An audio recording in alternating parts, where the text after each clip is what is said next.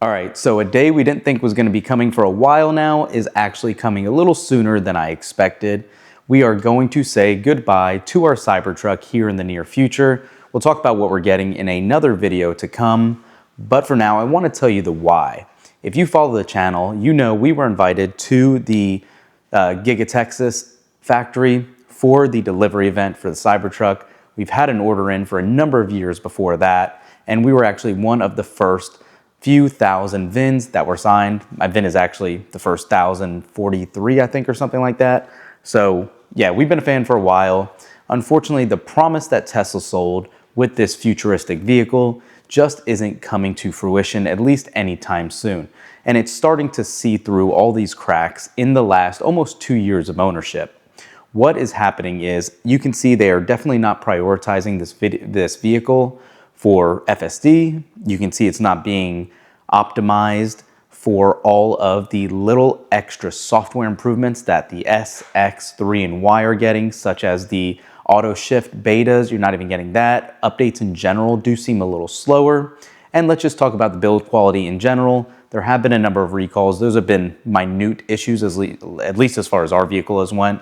But it squeaks still. It definitely isn't as enjoyable, I guess you can say, as it's been. And for the price of these Foundation series, it just doesn't make sense to keep it when it's only going to lose more value over time.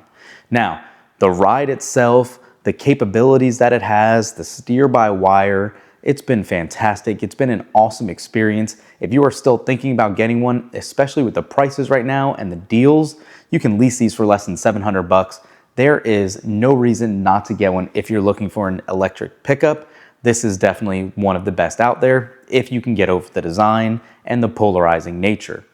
One other thing too, you definitely do see a lot of those negative Nancy's, we'll call them, out there who just totally hate Tesla as a whole, and especially the Cybertruck just drives people bonkers. That's another factor in this. Doesn't bother me too much, but it could for you if you're thinking about getting one. So always keep all of these little details in mind when you actually end up making your decision or not. Now, beyond that, like I was talking about build quality, it's really just the interior that we've had issues with. It squeaks in the back from the back seat. I've had it replaced once. It's just ever so annoying when it creaks in a $100,000 plus vehicle that you have to deal with that. And really something crazy I didn't think of until you're actually sitting in the truck and driving it. That A-pillar, that significant, very important piece of the structure, is so thick.